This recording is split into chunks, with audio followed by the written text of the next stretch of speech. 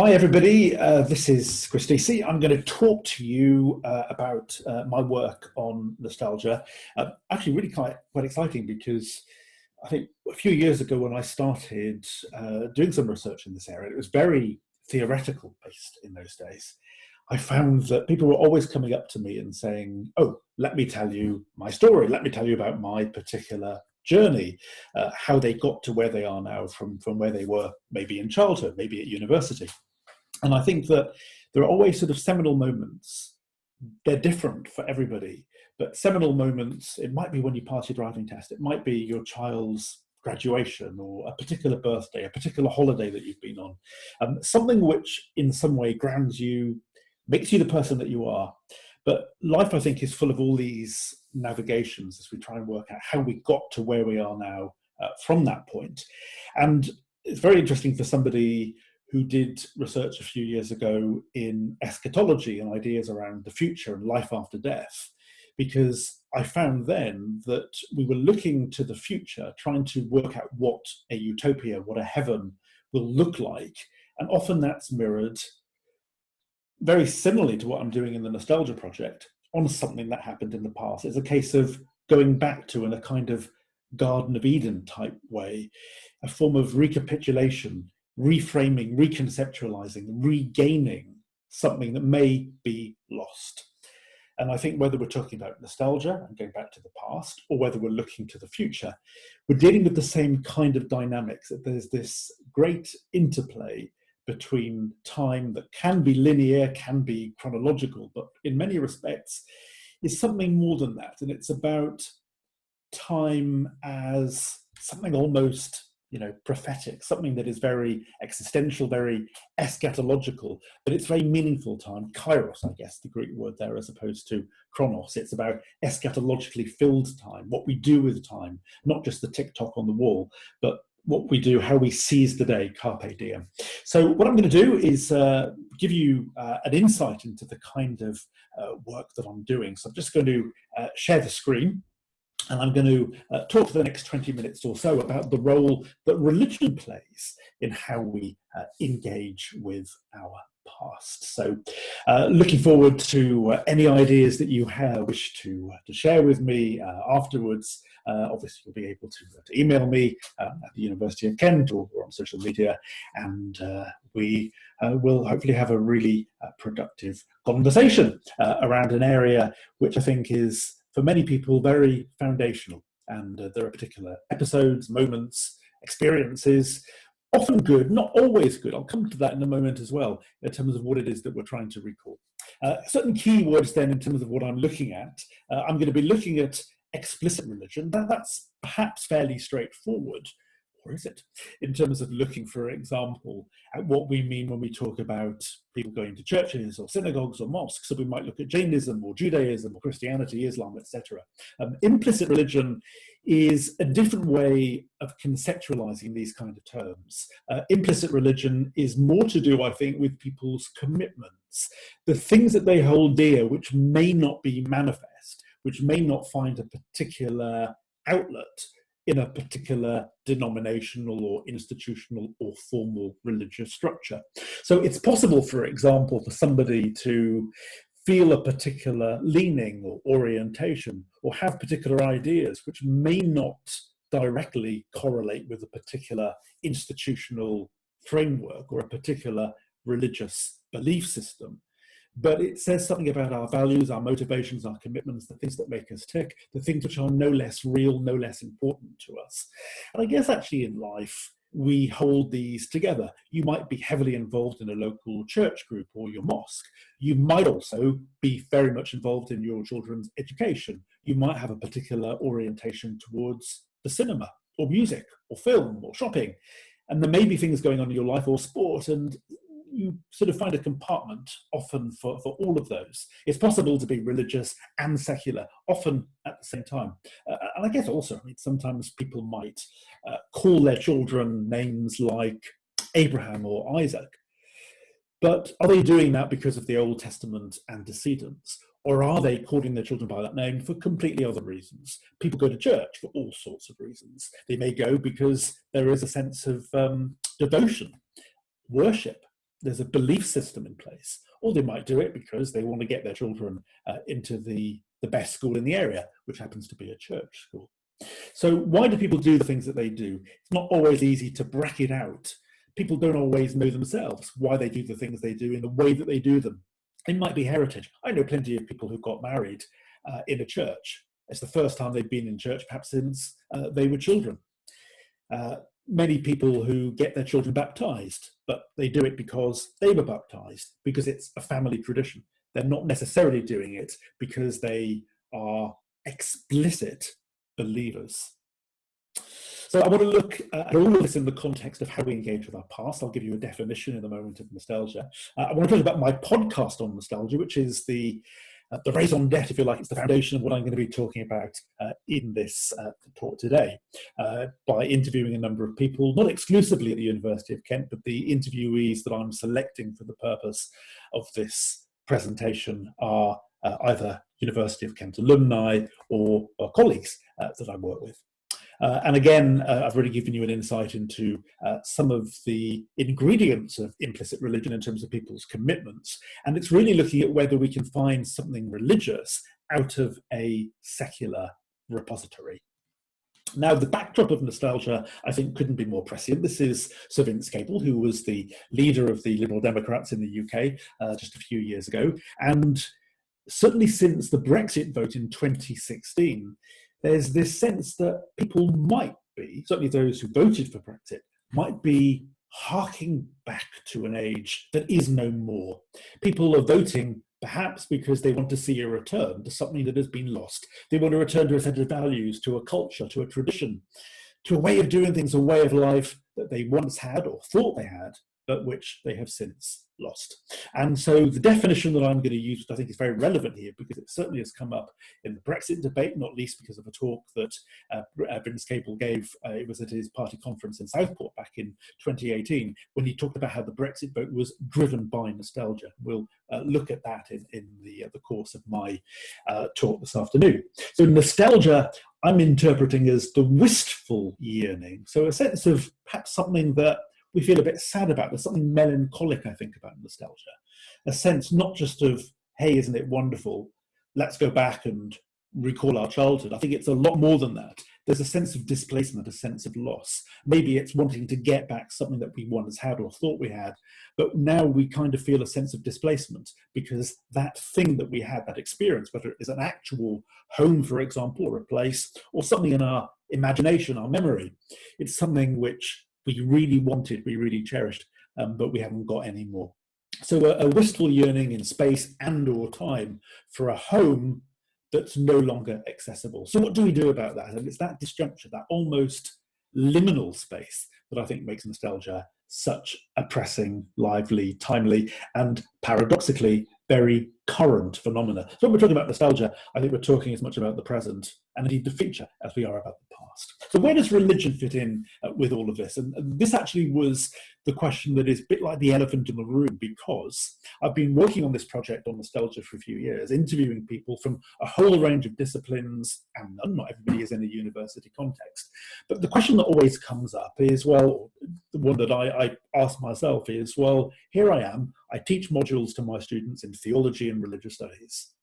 But when I look at nostalgia, I'm looking at what film studies people say, sociologists, psychologists. I'm looking at what political scientists might say about nostalgia. I'm looking at what people in theology and religious studies they say as well, but there isn't a huge amount of literature in that area. So I thought maybe I'm looking in the wrong place, which is why the work on implicit religion, I think, gives me a different way into this discourse. So I've looked at the life and career journeys of a number of staff and alumni at the University of Kent. And I've been asking that question as to whether religion needs to have specific and classifiable, categorizable, institutional and social contours for it to be meaningfully religious. And you can, if I was teaching my students now in a first year module called What is Religion, I'd be talking about Ninian Smart and his dimensions of religion, the checklist almost as to what something needs to be for it to be religious. So you can at the end of it say, yeah, Christianity is a religion, Judaism is a religion, Islam's a religion, but what about Marxism? What about nationalism? What about Brexit? What about shopping? What about going to the cinema? Are they religious as well? Well, I'm not going to answer that question this afternoon, but you can see how these sort of questions are always, I think, necessarily at the very heart of some of these definitional and methodological questions at the heart of what is religion.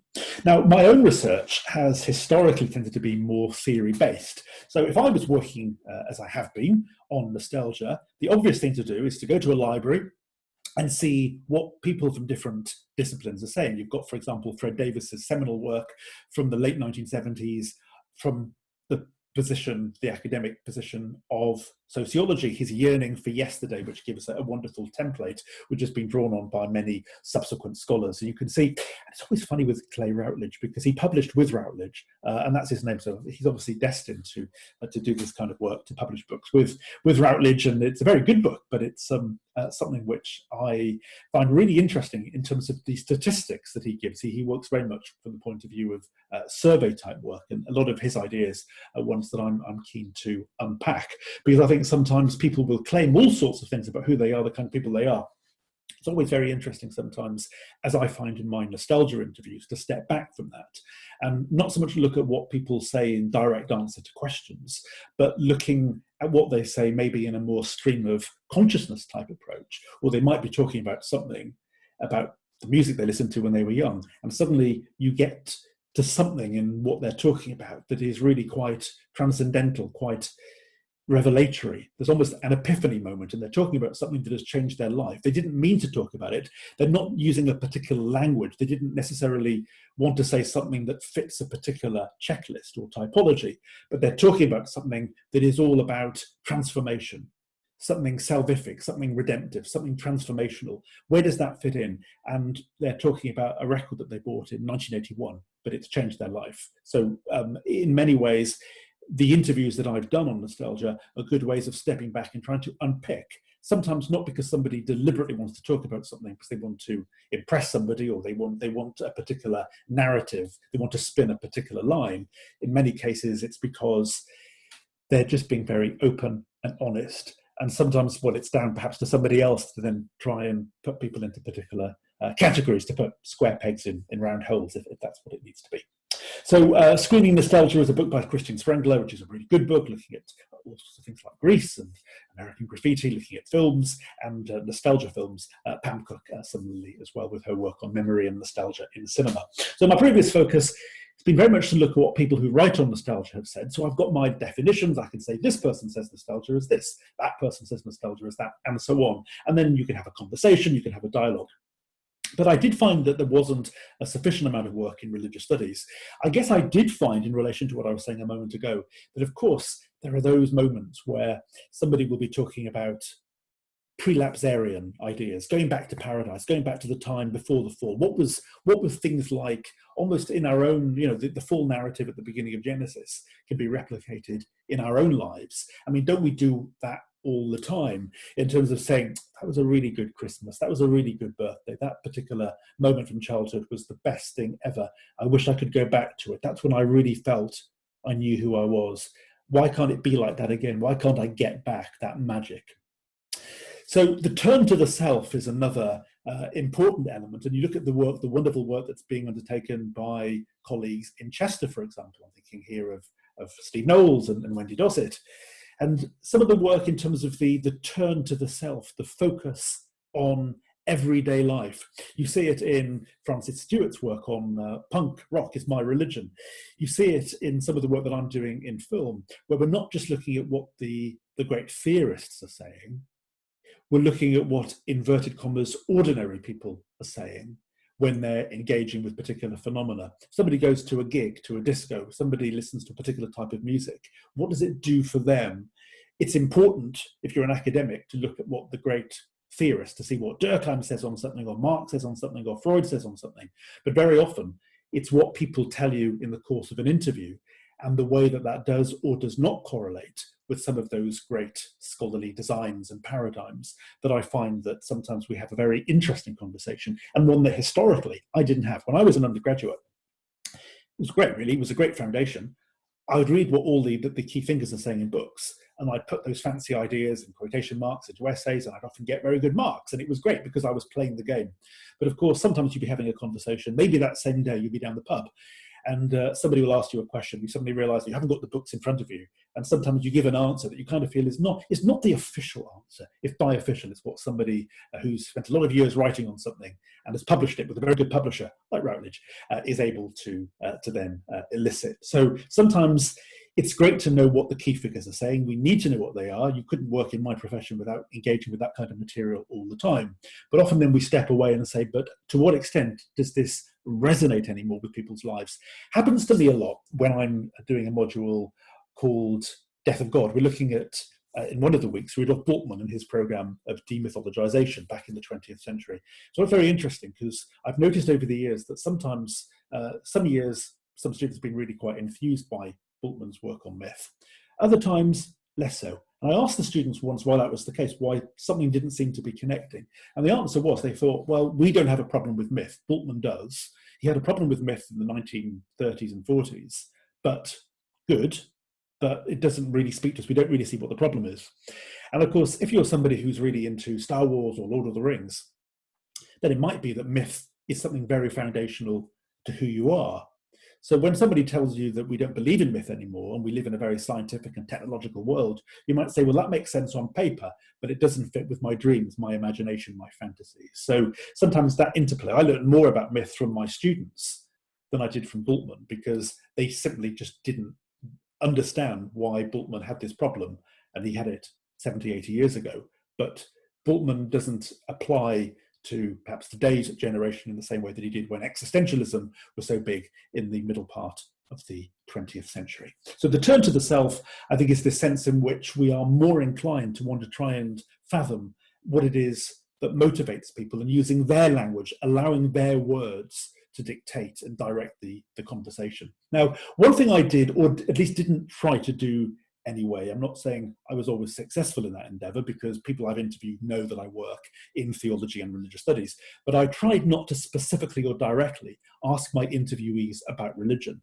Now, sometimes it's inevitable. Sometimes I will follow through on what somebody tells me when religion comes up, or I might ask a more generic question about, for example, at university, what were the things that interested you? It might be sport or religion or politics or music or film, etc. So religion is a possible thing to talk about, but I don't specifically say, are you religious? And we professionally, we would never do that anyway. In fact, it would be quite absurd to ask our students that very question. Again, I guess religion is the elephant in the room when you're teaching religious studies. We certainly don't expect or elicit from our students anything about where they're coming from. They may choose to give that away. Often a student put their hand up in the class and say, I'm not religious, but we know what they mean. It means that they don't belong to a particular church, synagogue, mosque, etc. But what they mean is they don't belong to a particular institutional body. But then they might talk about something which is very powerful and meaningful to them and using religious language to express it. So it's not always clear when somebody says that they are or are not religious. What then follows when they unpack that suggests that the binary doesn't work very clearly or robustly. So extracting sacred answers from secular questions, which I think gets to the heart of implicit religion, that sometimes in life it's very easy, and Richard Dawkins is brilliant at that, of saying something either is religious or it isn't. And if it's religious, it's a virus, it's bad. So get rid of religion and we'll be pure and wonderful and happy again. Religion is causing all the distress and terror in the world. But in many cases, people might find that their meaning systems, that their way into even the study of religion in some cases, has come from something else. It might come from a film. Clive Marsh talks, for example, about how students today might watch The Shawshank Redemption, and that might be a springboard for them to go and study issues around redemption and doctrine and ecclesiology. They're fascinated by that because they've come to it from something that has really moved them, that they're very emotional about, passionate about. But redemption is a very specific term within Christianity, but the term might be used in a different context, which is a springboard to then try and unpack that in a more traditional context. And so people may not self-identify as being religious, but that's not then to say that what they subsequently go on to talk about doesn't share characteristics with what religion, functionally at any rate, is all about. So I've tried not then to read religion in my interviews according to some pre-established criteria. And I think this is where a lot of existing research does something very different here, because it's very easy, and we're all guilty of this, I suppose, where we're inclined sometimes to use data to fit the terminology rather than the other way around. It's very easy and it's very tempting sometimes to say, well, this matters. It might be the case that you think that if you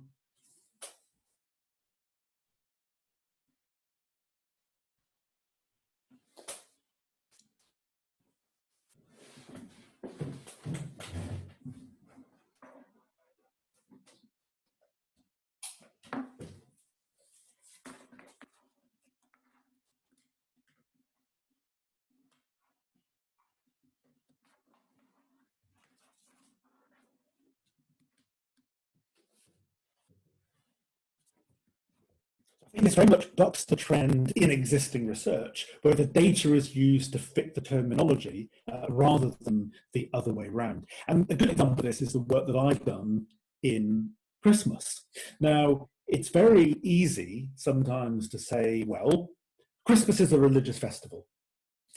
And because it's a religious festival, it's easy then to say, well, something either conforms or doesn't conform to that paradigm. So do you say, for example, that if people go to a carol service over Christmas, that they're doing something that is religious?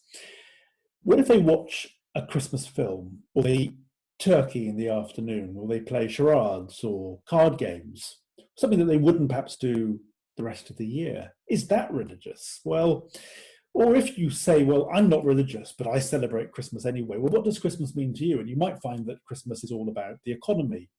It's about sharing, giving money, gifts, transactions to people, using money maybe to express your care, your love for somebody. It might be that you're really into Christmas chart hits. It might be that you're really into what was Christmas number one in 1985. That was Shakin' Stevens. But the things sometimes that we do that really motivate us and energize us.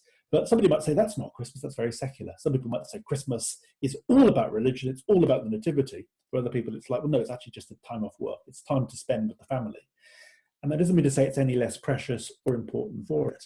But in the same way, people will sometimes say, well, if Christmas is something or other, then if you can find what you're looking for, then you can mark it off on a grid. And what I'm trying to do is say, well, sometimes things don't always work out according to such a clear-cut template. So I've sought to treat religion in more of a bottom-up rather than a top-down way, using the actual words of the people that I've been interviewing. And I think that really gets to the heart of this kind of research.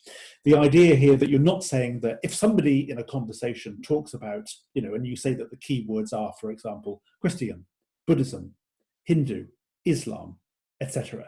If they use those words, you say, hey, that's religion. They're talking about religion, and they've used it 43% of the time. On the other hand, somebody might talk about something in a way that is far more indirect, far more implicit. They might talk about the role of community. They might talk about the role of the supernatural, but they might be talking about it in the context of Father Christmas. They might be talking about it in terms of love and community. But it doesn't necessarily fit the template. The actual words that you're looking for are not being used. So do you say, oh, it's not religious?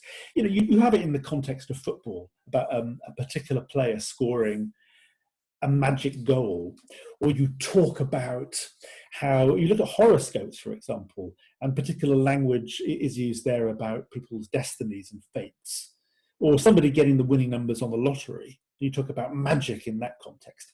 Does that make sense? Does that really seem to work? Is that religious? If there's a story in the papers about the Pope going to do Mass on Easter Sunday, well, you say, well, that fits the template. That's religious. But if you're looking at somebody's apprehension of a sporting match, an FA Cup final, for example, you would say, well, no, that doesn't fit unless you're using some very broad-ranging terminology. So what do we mean here when we're trying to assess what people mean by nostalgia, but also crucially when someone like me is then trying to see whether religion plays a role, without me explicitly putting it on the agenda. How does that all come into being?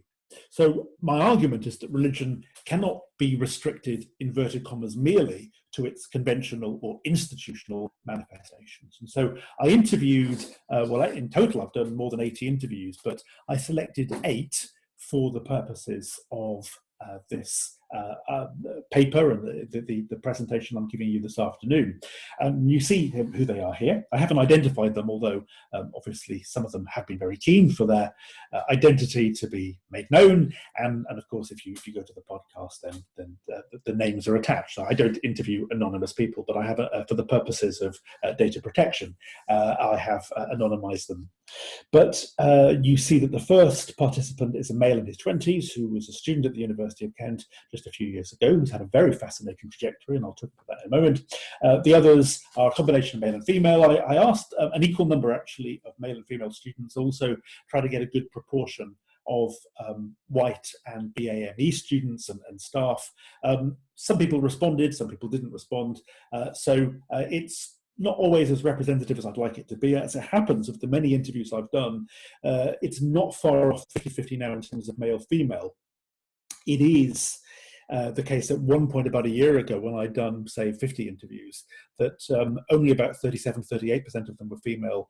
The other overwhelming, 62 or 63% were male. And yet I wasn't conscious of deliberately sort of, trying to interview more male than female. That's just the way it worked. I have, I think, got a better balance now, but in some cases, if somebody wants to do an interview, that's great. If it's the case that more male than female interviewees are willing to come forward, then that's going to have a bearing on the data. But you see here a range of male and female, some part-time, some full-time, some professors, some are senior lecturers, readers, and so on at my university. And then you see some of the people here that I've interviewed. These are some of the most recent interviews. None of these actually are the subjects of the interview, because the ones you see here are the most recent ones that I've put out, and the ones that I use for the purposes of this presentation are in some cases 1 or 2 years old. So in terms of the findings here, because what I do in the interviews is ask a range of questions, which might be about the music that you bought, the gigs you went to, what you remember from university, who were your great teachers at school or university, did you play sport, did you go to the movies, are you a looking back kind of person, a looking forward kind of person, are you still in touch with friends from your past? And I find here that religion certainly takes a number of different forms. And many of my interviewees would talk very passionately, as you'll see in the next slide or so, about the way in which they were particularly animated and motivated by particular phenomena. And they're using religious language in some cases, but they're not answering a direct question, are you a religious person? And they're not necessarily allying those particular experiences to formal or institutional networks or traditions. So implicit religion, I think, is a very good framework for understanding what's going on. Maybe then, and this is a good way, I think, of defining implicit religion, it's about understanding the category of religion better when secular perspectives are added to the mix. And that can also work in reverse. So religious terminology is not necessarily being invoked, but activities and rituals are being performed, which take on an often profound meaning, which may be analogous to religious forms of behavior. And I think that there's a crossover with work that has taken place to date in the field of nostalgia studies. I already mentioned Fred Davis's yearning for yesterday towards the beginning of the talk. And there's this great quote from 1979 in which he said, "The past, which is the object of nostalgia, must in some fashion be a personally experienced past, rather than one drawn solely from chronicles, almanacs, history books, memorial tablets, or legend." This, I think, gets to the heart of the debate, that in many respects, it's about what we experience and feel. It's about our subjective encounters. It's about the things that matter to us that may not matter to the person next to you. There may be something life-changing here, but it's only life-changing for you due to a particular set of conditions and criteria and networks, and you were in a certain place at a certain time. The person next to you has a very different sensibility. So implicit religion, I think, is really good in terms of understanding the degree to which practices that we at first sight would consider to be secular, but might be transformative. And we'll see that in some of the testimony from my respondents, from my participants in just a moment. Maybe implicit religion is better than explicit religion when it comes to talking about people's commitments and values and worldviews, their meaning systems, their sense of identity and who they are. So just looking at the data, participant A was a former student of mine who talks in his interview about how when he was at university, he was fascinated by religion, but he didn't come from a faith background. Sure, in his family, they'd go to baptisms and there'd be christenings and there'd be weddings, and they would often take place, for example, in a church. But it was more that he was fascinated by the topic of religion without saying that he was somebody who had a particular faith. And indeed, he talks about how when he was at university, if he had to label himself, it would be more as an agnostic. So it's really interesting that subsequent to doing his degree, something changed. And he talks about particular life-changing moments that led him not just into becoming a Christian, but becoming ordained. He's been ordained now for the last couple of years in the Church of England. So he comes from a family that he designates as being non-religious, and yet he undertook a journey that came as a surprise to him as much as it did to members of his family. But he also talks in his interview, so he talks at great length about his faith, but he also talks about ostensibly secular pursuits, which include his academic study, which are identified as being his fandom, things that he was a fan of. He was a fan of the academic work that he did. We also see this in the context of one of my other interviewees, who has a particular obsession with Doctor Who. In fact, quite a few of my interviewees, some of them actually, were old enough to see Doctor Who when it first came out in 1963, the first ever episode. But in that sense, they're talking about things that really changed their lives. They have, they go on their lives, maybe they go to all the conventions. They are hugely into the apparatus around that, the clothing, the apparel. They collect all the programs. They watch them all. They know them all. They know all the cast. They know all the characters. They know all the Doctor's enemies. These things go beyond a mere interest in something. It's a life-changing fandom. And I think it's very interesting here that for the second of my participants, he has a proclivity for listening to and collecting all sorts of artifacts relating to TV and radio, the charts on a Sunday, collecting jingles from different radio stations, and having a backlog of Christmas radio times that go all the way back to the 1970s and 80s.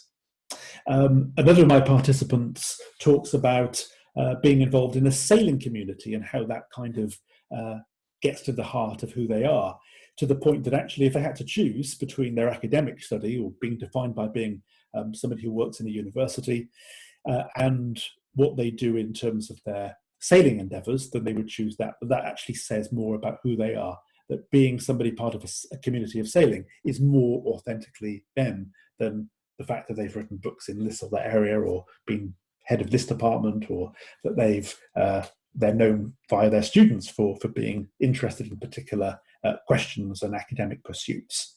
So sometimes the way that we define ourselves may wrong foot us, that some people, and I guess this includes myself, that sometimes people might be very surprised to find, if they only know me through books that I've written in theology, to find that I've got this huge interest in the charts and in film. So secular fandoms, including fan communities, might be implicitly religious. We just might use a different set of words to explain all of that. So I think there's a porous relationship of the relationship between explicit religion and implicit religion. And indeed, Participant A, who is the priest who only became a Christian after he did his degree in religious studies, discusses the confessional nature, that's his word, of the relationship between the radio presenter and their audience. He was involved in the student radio station when he was a student. So it's very interesting. He talks about the intimacy, the confessional nature that goes on in a radio context. So he talks about fandom in the context of academic study. He talks about Christian faith. He also talks about the confessional nature of what happens in a radio studio and what happens when you're a radio listener. So I think in the same way with Participant C, religion played a seminal role in their life. They grew up in India.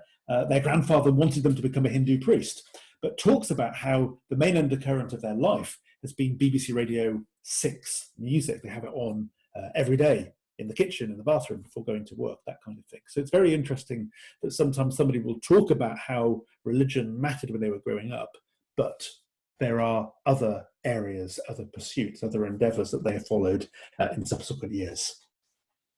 Kind of doesn't fit as you might expect it to. Education came up in 2 of the 8 case studies that I'm using here.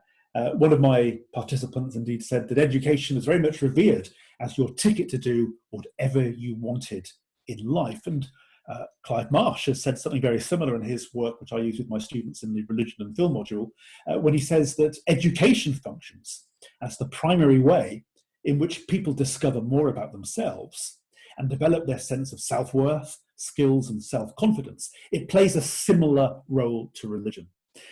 Participant D spoke about the role of fantasizing when they were young with respect to Bollywood and sort of the dream factory, looking at films and saying, I wish I could have that life, and actually talks about ABBA in this context as well, and money, money, money, and thinking, growing up in India and thinking there could be another life out there, but it was music and film that was the portal into that. Sport is also intrinsic to the life of 2 of the participants. One of them talks about how their work on the sea and sailing takes them into a different world.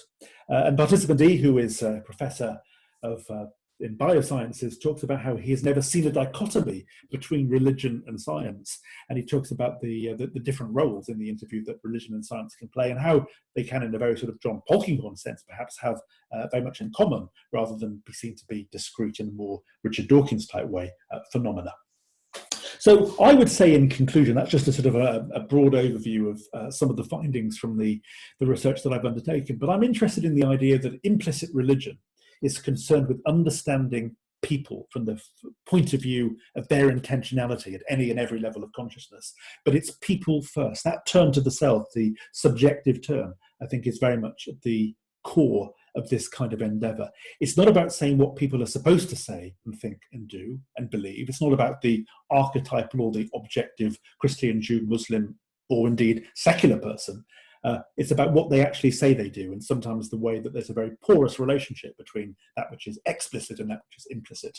So just because people's faith may not be explicit doesn't mean that they do not have one.